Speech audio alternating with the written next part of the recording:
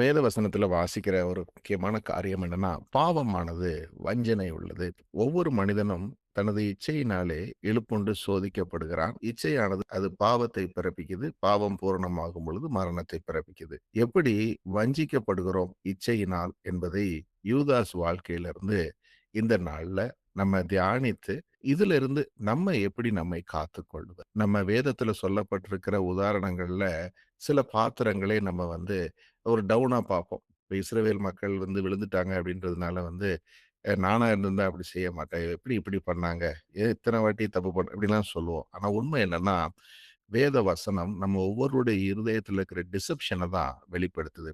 அந்த ஒவ்வொருத்தருடைய நிலையிலிருந்தும் நம்மை ஆராய்ந்து பார்க்கிறோம். இப்படிப்பட்ட ஒரு காரியம் எனக்குள்ள இருக்கிறதா என்பதுதான் சரியான ஒரு பார்வையாக இருக்கும். இப்ப யூதாசுடைய வாழ்க்கை நமக்கு அப்படிப்பட்ட ஒரு உதாரணமாக இருக்குது. மத்தேயு 27ல வாசிக்கிறோம். விடியற்காலம் ஆன பொழுது சகல பிரதான ஆசாரியரும் ஜனத்தின் மூப்பரும் இயேசுவை கொலை செய்யும்படி அவருக்கு விரோதமாக ஆலோசனை பண்ணி அவரை கட்டி கொண்டு போய் தேசாதிபதியாகிய பொந்தியு பிலாத்துவினிடத்தில் ஒப்பு கொடுத்தார்கள்.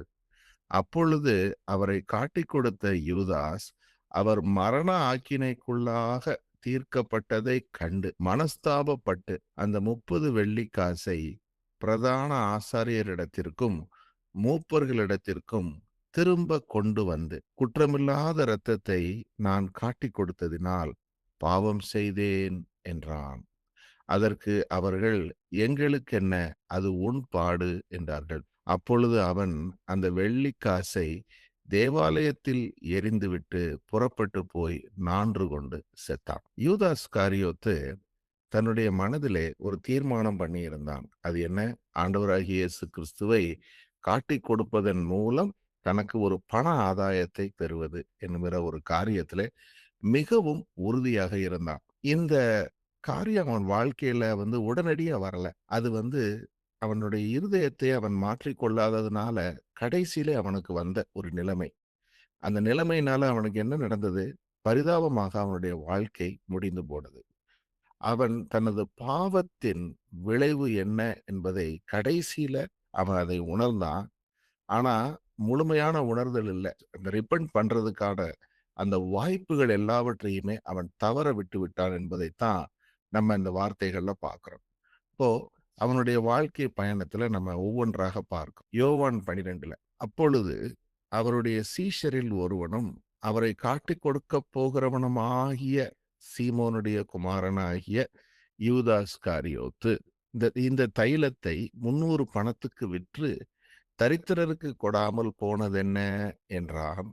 அவன் தரித்திரரை குறித்து கவலைப்பட்டு இப்படி சொல்லாமல், அவன் திருடனாய் இருந்தபடியினாலும் பணப்பையை வைத்துக்கொண்டு அதிலே போடப்பட்டதை சுமக்கிறவனாய் இருக்கிறபடியினாலும் இப்படி சொன்னான். யூதாஸ் காரியோத்தை யார் தெரிந்து கொண்டார்? ஆண்டவராகிய இயேசு கிறிஸ்து தான் தெரிந்து கொண்டார். வசனத்துல இருக்குது, 12 உங்களை நான் தெரிந்து கொள்ளவில்லையா? ஆனாலும் உங்களில் ஒருவன் திருடனாய் இருக்கிறான் அப்படின்னு ஆண்டவர் சொல்றார். ஆண்டவராகிய இயேசு கிறிஸ்து நம்மை தெரிந்து கொள்ளுகிற பொழுது நம்ம பரிசுத்தம் உள்ளவர்களாகவும் பக்தி உள்ளவர்களாகவும் இருந்தோம் என்று அல்ல. நம்மளுடைய பாவத்துல இருக்கும்போதே நம்மை அவரு அழைக்கிறாரு, நம்மை தெரிந்து கொள்ளுகிறாரு. அது வந்த பிறகு நம்மை பரிசுத்தம் பண்ணுகிறார். அவரோடு இருந்த அந்த 12 அப்போஸ்தலர்கள் ஒவ்வொருவரையுமே தனது வார்த்தையினாலே பரிசுத்தம் பண்ணி காத்து கொண்டு வந்தார். யூதாசையும் அப்படித்தான். அவனையும் தெரிந்து கொண்டார்.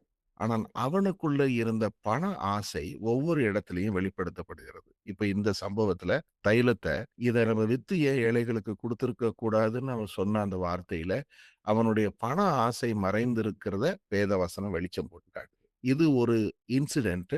அவனுக்குள்ள இருந்த அந்த இச்சையை அவன் இன்னும் கிறிஸ்துவுக்கு கீழ்ப்படுத்தவில்லை. அவனுடைய இச்சையிலிருந்து அவன் மனம் திரும்பவில்லை என்பதை இது நமக்கு காண்பித்துக் கொடுக்குது. இப்படி இருந்து கொண்டிருக்கும் பொழுது பிசாசானவன் அவனை தூண்டினதையும் பார்க்கிறோம். யோவான் 13ல சீமோன் குமாரனாகிய யூதாஸ் காரியோத்து அவரை காட்டிக் கொடுக்கும்படி பிசாசானவன் அவன் இருதயத்தை தூண்டின பின்பு அவர்கள் போஜனம் பண்ணி கொண்டிருக்கையில், இந்த இடத்துல போஜனத்துல பிசாசானவன் அவனுடைய இருதயத்தை தூண்டுறான என்ன அர்த்தம்? நமக்குள்ளே கட்டுப்பாடு இல்லாம வைத்திருக்கக்கூடிய ஒரு எந்த இச்சையும், எதையும் கிறிஸ்துவுக்கு கீழ்ப்படுத்தாம வைத்திருக்கிற எந்த சிந்தையையும் சாத்தானால பயன்படுத்தப்பட முடியும் என்பதற்கு இது ஒரு உதாரணம். அப்ப எப்படி இருதயத்துல சாத்தானால பேச முடிந்திருக்குது. இருதயத்திலே தோண்டின பின்புன்னு போட்டிருக்குது. அப்போ இது ஒரு காரியம். ஆண்டவராகிய இயேசு கிறிஸ்து அவன் மனம் திரும்பும்படி அவனுக்கு கொடுத்த அந்த சந்தர்ப்பத்தை இந்த இடத்துல நம்ம பார்க்கிறோம். மத்தேயு 26ல அவர்கள் போஜனம் பண்ணுகையில் அவர், உங்களில் ஒருவன் என்னை காட்டிக் கொடுப்பான் என்று மெய்யாகவே உங்களுக்கு சொல்லுகிறேன் என்றார். ஆண்டவர் யூதாச மற்றவங்களுக்கு முன்னாடி அவமானப்படுத்தணும்னோ, வேற ஏதாவது ஒரு நோக்கத்துக்காகவோ சொல்லல. அவனுடைய மனம் திரும்புதலுக்காகத்தான் அதை சொன்னார் என்பதை நம்ம அறிந்து கொள்ள முடியுது. எல்லோரும் கேட்கிறாங்க. நானோ நானோ என்று ஒவ்வொருத்தராக கேட்கத் தொடங்குகிறாங்க. அப்போ ஆண்டவர் சொல்றாரு, என்னோடு கூட தாளத்தில் கையை முக்குகிறவனே என்னை காட்டிக் கொடுப்பான் அப்படின்னு சொல்லும்போது, மனுஷகுமாரன் தம்மை குறித்து எழுதியிருக்கிறபடியே போகிறார். ஆகிலும் எந்த மனுஷனால் மனுஷகுமாரன் காட்டிக் கொடுக்கப்படுகிறாரோ அந்த மனுஷனுக்கு ஐயோ! அந்த மனுஷன் பிறவாதிருந்தானானால் அவனுக்கு நலமாயிருக்கும் என்றார். அப்ப யூதாசும் அங்க இருக்கிறான். அப்ப யூதாசுக்குள்ள இயேசு கிறிஸ்துவை காண்பித்துக் கொடுக்கும்படி ஒரு தூண்டுதல் வந்துருச்சு. அந்த நேரத்துல ஆண்டவராகிய இயேசு கிறிஸ்துவும் அந்த வார்த்தையை சொல்றாரு. என்னை காட்டிக் கொடுக்க போகிறவனுக்கு ஐயோ! என்று சொல்லும் பொழுது, அவ்வளவு பெரிய கேடு அவன் பிறவாம இருந்தா அவனுக்கு நலமா இருக்கும்னு சொல்றாரு. இதெல்லாம் சொன்ன பிறகும் யூதாஸ் என்ன சொல்றான்? யூதாஸ் அவரை நோக்கி, ரபி நானோ என்றான். அதற்கு அவர், நீயே சொல்லுகிறாய் என்றார். அந்த இடத்துல ஓப்பனா ஆண்டவராகிய இயேசு கிறிஸ்து சொல்லிட்டார். நான் உன்னை பத்தி தான் சொல்றேன். இவ்வளவும் சொன்ன பிறகும் அவனாலே மனம் திரும்ப முடியாமல் போனதுதான் பாவத்தின் வஞ்சனை. அதுதான் இருதய கடினம் என்கிற ஒரு காரியம். நமக்குள்ள நம்ம தேவனுக்கு கீழ்ப்படுத்தாம இருக்கிற எந்த ஒரு சிந்தையும், உதாரணமா அது கோபத்தின் விளைவாக இருக்கலாம். மற்றவர்கள் மீது இருக்கக்கூடிய ஒரு எரிச்சல், அல்லது நம்ம மன்னிக்காம இருக்கிற ஒரு காரியம், அல்லது ஒரு பொறாமையின் ஒரு வெளிப்பாடு, ஏதாவது ஒரு காரியமாக இருக்கலாம். ஒவ்வொருத்தருக்கும் அது மாறுபடும். அல்லது உலகத்தின் இச்சையாக இருக்கலாம், பண ஆசையா இருக்கலாம். இதுல ஏதாவது ஒன்று நம்ம அதை தேவனுக்கு கீழ்ப்படுத்தாம வைத்திருக்கும்போது, இந்த பாவத்தின் வஞ்சனையினால வரப்போகிற விளைவை நம் கண்களில் இருந்து மறைத்து, உதாரணமா ஏசப்பா இங்க விளைவை சொல்லிட்டாரு. இதுதான் உனக்கு வரக்க போகுதுன்னு சொல்லிட்டாரு. ஆனா கூட அவனால மனம் திரும்ப முடியல. யோவான் 13ல இயேசு பிரதியுத்தரமாக, நான் இந்த துணிக்கையை தோய்த்து எவனுக்கு கொடுப்பேனோ அவன்தான் என்று சொல்லி, துணிக்கையை தோய்த்து சீமோன் குமாரனாகிய யூதாஸ் காரியோத்துக்கு கொடுத்தார். அந்த துணிக்கையை அவன் வாங்கின பின்பு சாத்தான் அவனுக்குள் புகுந்தான். அப்பொழுது இயேசு அவனை நோக்கி, நீ செய்கிறதை சீக்கிரமாய் செய் என்றார். அப்போ சர்வ வல்லமை உள்ள தேவன் எல்லாவற்றையும் அவர் ஆளுகை செய்கிறாரு. மனிதனுக்குள்ள இருக்கிறதை அவர் அறிந்திருக்கிறாரு. இங்கே தன்னோடு இருந்த அந்த யூதாஸ் காரியோத்தும் கெட்டு போகாதபடி அவனுக்கும் வசனத்தை கொடுக்கிறாரு. மற்ற சீஷர்களோடு போய் அவன் அடையாளங்கள், அற்புதங்கள் எல்லாமே செய்கிறான். இயேசு கிறிஸ்துவனுடைய அன்பை பார்க்கிறான், அவருடைய மன்னிப்பை பார்க்கிறான். எல்லாமே அவனுக்கு தெரிந்திருக்குது. ஆனாலும் அவனுக்குள்ள இருந்த அந்த பண ஆசைங்கிற ஒரு விஷயத்தை அவன் எடுத்து போடாததுனாலே சாத்தான் அதை ஒரு சந்தர்ப்பமாக வைத்துக்கொண்டு அதன் மூலமாக அவனுக்குள் புகுந்து விட்டான். வேற எந்த ஒரு பாவமும் யூதாஸ்ட இருந்துதான் போடவே இல்லை இல்லையா? வேற ஏதாவது அவன் ஒரு மன்னிக்காம இருந்தான், காமவிகாரமா இருந்தான், எதுவுமே இல்லை பாருங்க. பண ஆசைங்கிற ஒன்றே ஒரு காரியம் தான் அவனுக்குள்ள இருந்திருக்குது. அது ஒன்று சாத்தானுக்கு போதுமானதாக இருந்தது. அதை வைத்து அவன் இருதயத்தை தூண்டினான். இப்ப இயேசு ஆண்டவர் கொடுத்த கடைசி வாய்ப்பை அவன் தவற விட்ட பிறகு அவனுக்குள்ள அவன் என்டர் பண்ணிட்டான். ஏன்னா பாயிண்ட் ஆஃப் நோ ரிட்டர்ன்ங்கிறது அதுதான். அதுக்கு பிறகு ஆண்டவர் அவனுக்கு அனுமதி கொடுத்துறாரு. நீ விரும்புகிறபடி சீக்கிரமாய் செய் என்று சொன்ன உடனே அவன் புறப்பட்டு போனான் என்று சொல்லி பார்க்கிறோம். அப்போ இந்த இடத்துல யாக்கோபுல சொல்லப்பட்ட இந்த வசனம், அவன் தன் தன் சுய இச்சையினாலே இழுக்கப்பட்டு சிக்குண்டு சோதிக்கப்படுகிறான். நம்முடைய சுய இச்சை தான் நம்மை சோதிக்குது, இழுக்குது. அதனால சோதிக்கப்படுறோம். பின்பு அந்த இச்சை அது கர்ப்பம் தரித்து பாவத்தை பிறப்பிக்குது.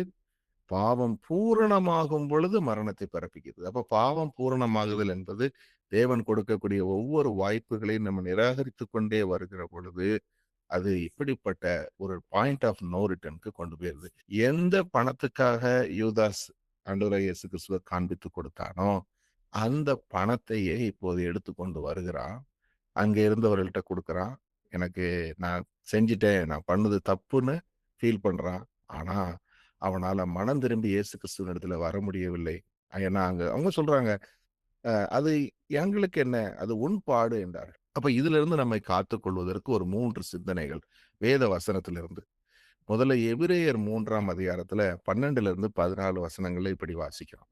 "சகோதரரே, ஜீவனுள்ள தேவனை விட்டு விலகுவதற்கு ஏதுவான அவிசுவாசமுள்ள பொல்லாத இருதயம் உங்களுள் ஒருவனுக்குள்ளும் இராதபடிக்கு நீங்கள் எச்சரிக்கையாய் இருங்கள். உங்களில் ஒருவனாகிலும் பாவத்தின் வஞ்சனையினாலே கடினப்பட்டு போகாதபடிக்கு இன்று எனப்படும் அளவும் நாடோறும் ஒருவருக்கொருவர் புத்தி சொல்லுங்கள்.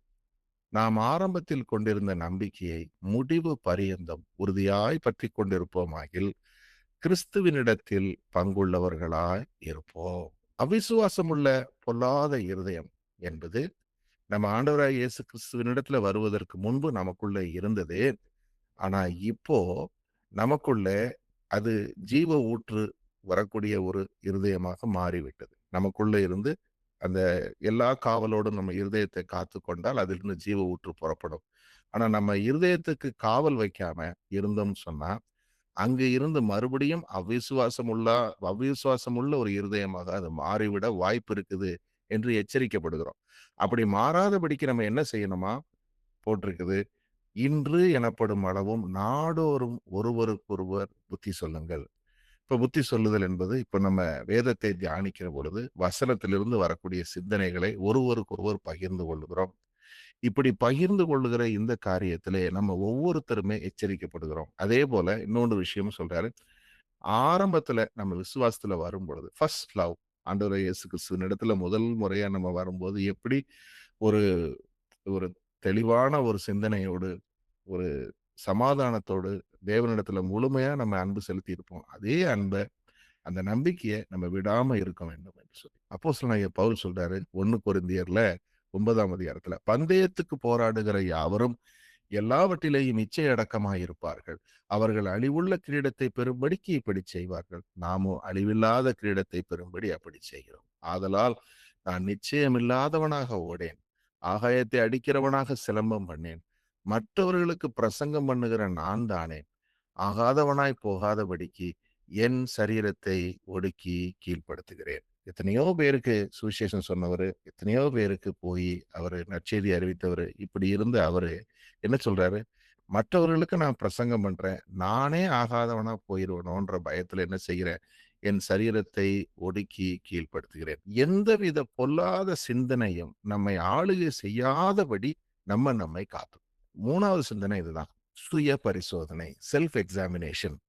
சங்கீதம் 139 சொல்வது போல சங்கீதக்காரன் சொல்றாரு, "தேவனே என்னை ஆராய்ந்து என் இருதயத்தை அறிந்து கொள்ளும். என்னை சோதித்து என் சிந்தனைகளை அறிந்து கொள்ளும். வேதனை உண்டாக்கும் வழி என்னிடத்தில் உண்டோ என்று பார்த்து நித்திய வழியிலே என்னை நடத்தும்." நம்ம ஒவ்வொருத்தருக்குமே ஒரு ஸ்பிரிச்சுவல் பிளைண்ட் ஸ்பாட் அப்படின்னு ஒண்ணு இருக்கும். நெறைய விஷயங்கள நம்ம கிறிஸ்துவுக்கு கீழ்ப்படுத்தி இருப்போம். ஆனா, இன்னும் கீழ்ப்படுத்தாத விஷயங்கள் இருக்கும்.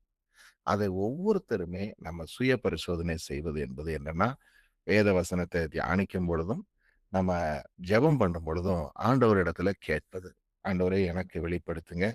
இன்னும் என்னுடைய வாழ்க்கையில வழி விலகுதல் இருக்குதா? ஏதாவது ஒரு காரியத்தை இன்னுமே நான் உங்களுக்கு கீழ்ப்படுத்தாம இருக்கிறேன்னா, நான் என்னுடைய என்னுடைய வாஞ்சைகளும், என்னுடைய ஆசைகளும், என்னுடைய எண்ணங்களும் உங்களுடைய சித்தத்தின்படி இருக்குதா? அப்படிங்கிறத நம்ம கேட்டு ஜெபிக்கிற பொழுதெல்லாம், அந்த காரியங்களை கர்த்தர் நமக்கு அழகா வெளிப்படுத்துவார்.